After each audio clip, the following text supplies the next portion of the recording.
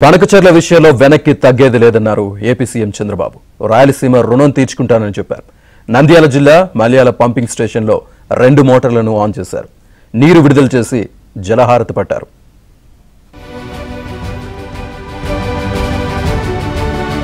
బనకచెర్లపై AP CM Chandrababu కీలక వ్యాఖ్యలు చేశారు. నీళ్ల విషయంలో తెలుగు రాష్ట్రాలు ఇచ్చిపుచ్చుకునే ధోరణిలో ముందుకెళ్లాలన్నారు. 2 రాష్ట్రాలకు నీళ్లు అవసరమన్నారు. సముద్రంలోకి వెళ్లే జలాలను రాయలసీమకు తీసుకొస్తామన్నారు సీఎం చంద్రబాబు. తెలంగాణ, ఆంధ్ర రాష్ట్రం కేంద్ర ప్రభుత్వంతో మీటింగ్ జరిగింది. నదీ జలాల విషయంలో కొన్ని నిర్ణయాలు కూడా చేశాం.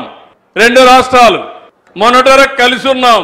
తెలంగాణ, ఆంధ్ర కూడా కొట్టుకోవాల్సిన అవసరం లేదు, గొడవ పడవలసిన అవసరం లేదు. మనం కష్టపడదాం, ఇచ్చిపుచ్చుకునే ధోరణితో ముందుకు పోతాం. ఈరోజు నీళ్లున్నాయి, 2 రాష్ట్రాలకు అవసరం. సముద్రం లేకపోయే నీళ్లు 2 రాష్ట్రాలు వాడుకుంటే ఇటు రాయలసీమ, అటు తెలంగాణలో ఉండే మెట్ట ప్రాంతాలు బాగుపడే అవకాశం వస్తుంది. విభజన కంటే ముందు ఏ రాష్ట్రం ఎంత వాటర్ వాడుకుంటారో అంతవరకు ఎన్ బ్లాక్ గా వాడుకునే అవకాశం ఇచ్చారు. రాయలసీమకు 2000 కోట్లు కూడా గత వైసీపీ ప్రభుత్వం ఖర్చు చేయలేదన్నారు. హంద్రీనీవాకు కనీసం రూపాయి ఖర్చు పెట్టారా అని ప్రశ్నించారు. నదుల అనుసంధానం జరగాలనేది తన జీవిత ఆశయమన్నారు. పోలవరం పూర్తి చేసి నదులు అనుసంధానిస్తే రాయలసీమలో కరువనే మాటే ఉండదన్నారు. నాకు ఒక జీవిత ఆశయం, నదుల అనుసంధానం జరగాలి. ఈ నదుల అనుసంధానం చేయమని ప్రధానమంత్రి గారు ఒక సంకల్పం చేశారు.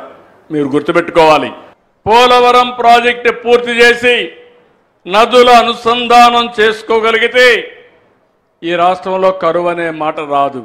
ఈ రాయలసీమ ఇంకా రాబోయే రోజుల్లో రాళ్ల సీమ కాదు, రతనాల సీమగా చేస్తాననే ధైర్యం ఈ ప్రభుత్వానికి వచ్చింది.